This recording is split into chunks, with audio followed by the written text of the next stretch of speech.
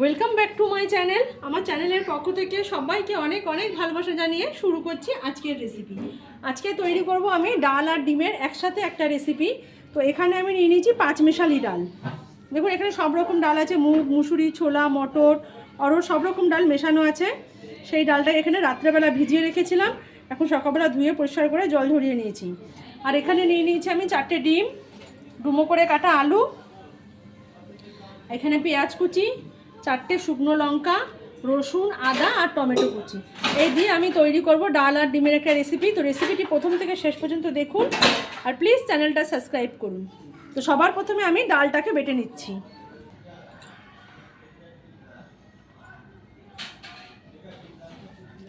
দেখুন ডালটা কিন্তু আমি শিলনোড়ায় বাটছি, আপনারা চাইলেও মিক্সিতে বাটবেন, কিন্তু এটা খেয়াল রাখতে হবে বেশি নরম করে বাটা যাবে না, আর কিন্তু ডালটা খুব মিহি করব না। অল্প দানা দানা ভাব রেখে বাটবো, তাই জন্য শিলেই বাটছি। আর ভেজানো আছে, শিলে বাটতেও খাটনি হবে না। নিয়ে নিয়েছি 2টো কাঁচা লঙ্কা আর দিয়ে দিচ্ছি 7-8 কোয়া রসুন। এই কাঁচা লঙ্কা আর রসুন দিয়ে সবার প্রথমে আমি ডালটাকে বেটে নেব।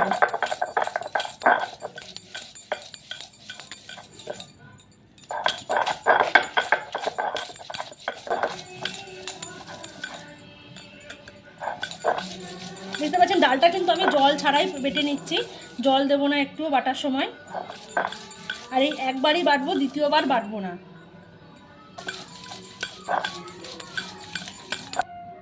এখানে অর্ধেকটা ডাল কিন্তু আমার বাটা হয়ে গেছে, এটাকে আমি তুলে নিচ্ছি। দেখুন ডালটা কিন্তু পুরো মিহি হয়নি, দু একটা গোটা গোটা আছে, আধ বাটা করেছি। এইভাবেই মানে একবার চাপ দিয়ে বাটলেই হয়ে যাবেন। ডালটা আমি একটা বাটিতে তুলে নিচ্ছি, একইভাবে বেটে নেব। এবার এই ডালের মধ্যে কিন্তু আমি ডিমগুলো একে একে ভেঙে দিয়ে দেব। একটা দিয়ে দিলাম, আরও একটা দিচ্ছি।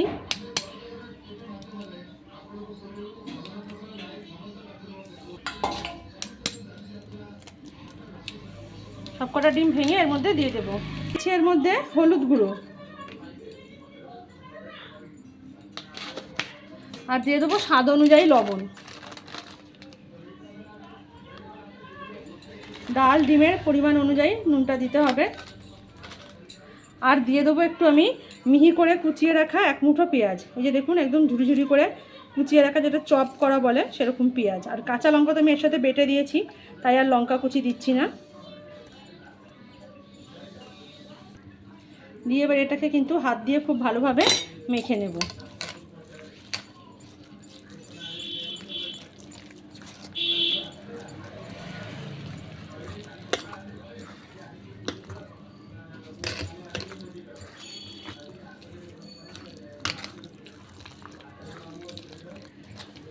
দেখুন আমার ডিম দেওয়ার পরেও কিন্তু ডালটা কিন্তু একদম পাতলা হয়ে যায়নি, দেখছেন শক্ত আছে, হাতে তুললে হাতে থাকছে। শিলে কিন্তু এইভাবেই শক্ত করে ডালটা বাটতে হবে।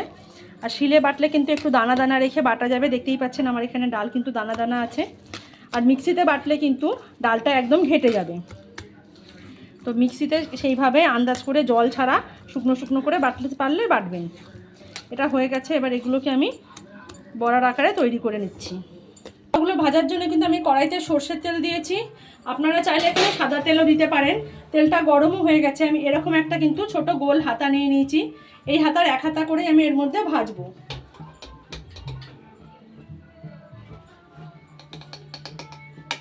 এই যে দেখতেই পাচ্ছেন পুরো হাতাটা সমান করে এরকম 1 হাতা করে নিয়ে আমি তেলের মধ্যে ছেড়ে দেবো।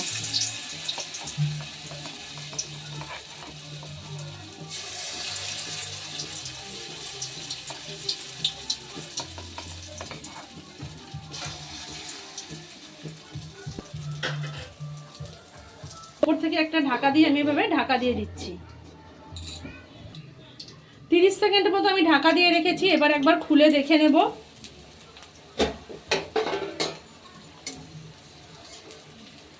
একটা পিঠ কিন্তু হয়ে আসছে, এবার আমি এগুলোকে একটা একটা করে এভাবে উল্টে দেব।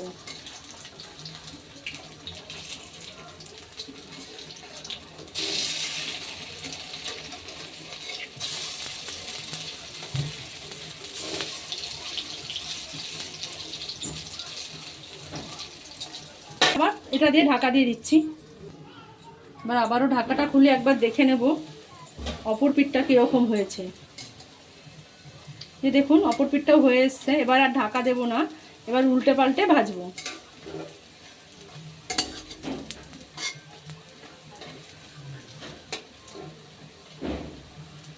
আর একটু গোল্ডেন করে এটাকে ভেজে নেব। দেখুন সবগুলো কিন্তু উল্টে পাল্টে দু পিঠ খুব ভালোভাবে ভাজা হয়ে গেছে।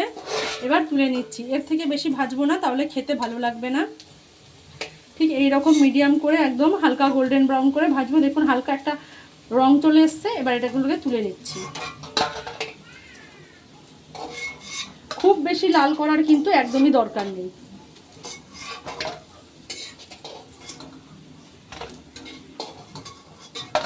বাকি যে ডালটা আছে সেগুলো কিন্তু এই একইভাবে ভেজে নেব। সবগুলো বড়াই কিন্তু আমি একইভাবে ভেজে তুলে নিয়েছি।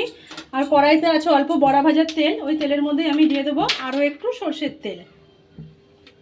এখানে পুরো রান্নাটাই আমি সর্ষের তেলে করব। আপনারা চাইলে কিন্তু সাদা তেল ব্যবহার করতেই পারেন, কিন্তু সর্ষের তেলে রান্নাটা খেতে বেশি ভালো হবে।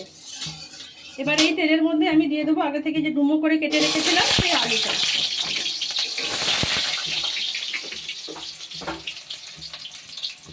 আলুটাও এবার আমি একটু লাল করে ভেজে নেব। যতক্ষণ আলু ভাজা হচ্ছে ওটার জন্য মশলা করে নেবো। নিয়ে নিচ্ছি 4টে শুকনো লঙ্কা। আপনারা যদি শুকনো লঙ্কা খেতে পছন্দ না করেন এখানে কাঁচা লঙ্কাও নিতে পারেন। দিয়ে দিচ্ছি রসুন,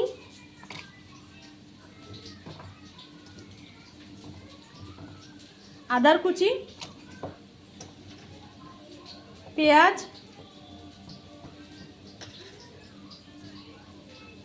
আর দিয়ে দিচ্ছি একটা টমেটো কুচি।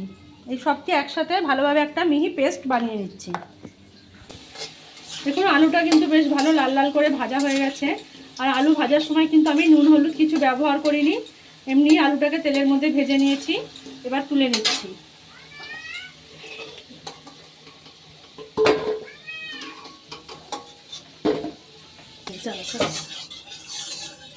আলুগুলো ভেজে তুলে নিয়েছি।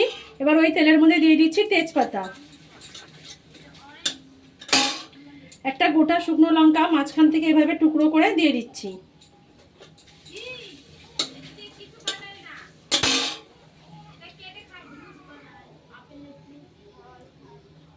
চারটে ছোট এলাচ মুখগুলো ফাটিয়ে নিয়েছি, সেটাও দিয়ে দিলাম।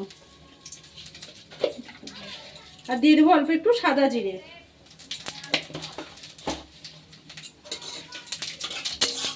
এই ফোড়নটা দিয়ে যখন একটা এলাচের সুন্দর গন্ধ আসবে তখন দিয়ে দেবো আগে থেকে বেটে রাখা মশলা। দিয়ে দিচ্ছি বেটে রাখা মশলা।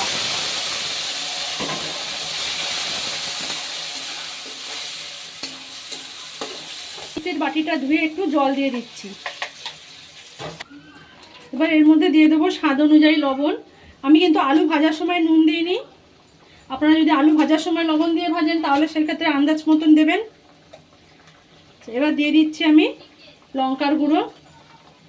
এখানেও যে যা স্বাদ অনুযায়ী লঙ্কার গুঁড়োটা ব্যবহার করবেন। জিরের গুঁড়ো দিয়ে দিচ্ছি, ধনের গুঁড়ো, হলুদ। এবার এই সব মশলার সাথে একসাথে ভালো করে দিয়ে বেশ কিছুটা সময় মশলাগুলো খুব ভালো করে কষিয়ে নেব।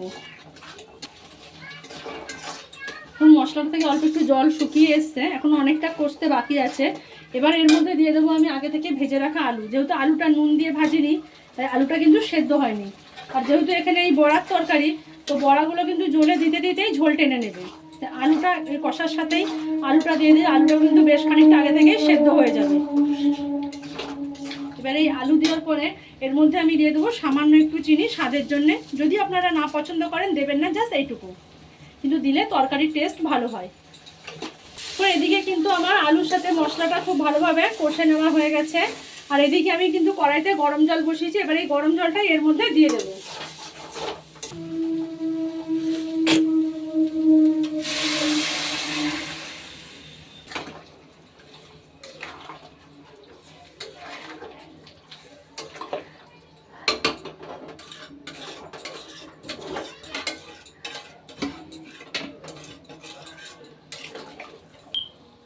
দেখুন গরম জল দেওয়ার সঙ্গে সঙ্গে কিন্তু ঝোলটা ফুটে গেছে।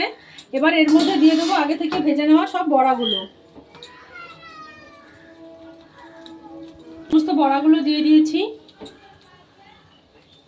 এবার এগুলোকে আমি ঢাকা দিয়ে দেব, একটা থালা দিয়ে ঢাকা দিয়ে দিচ্ছি।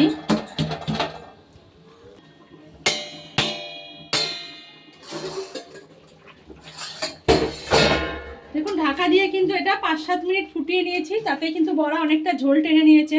আর এক একটা বড়া কত বড় বড় হয়ে গেছে একবার দেখুন। এবার এটাকে আমি নামিয়ে নিচ্ছি, রান্নাটা কিন্তু একদম রেডি। তৈরি হয়ে গেছে আমার মুসুর ডাল দিয়ে ডিমের এই দুর্দান্ত স্বাদের একটা রেসিপি। একবার এইভাবে বানিয়ে বাড়িতে অবশ্যই ট্রাই করবেন, খেতে কিন্তু খুব সুস্বাদু হয়, খুবই লোভনীয় খাবার। আর রেসিপিটি কেমন লাগলো অবশ্যই জানাবেন। প্লিজ চ্যানেলটি সাবস্ক্রাইব করুন, লাইক শেয়ার কমেন্ট করে পাশে থাকবেন। সকলকে অনেক ধন্যবাদ।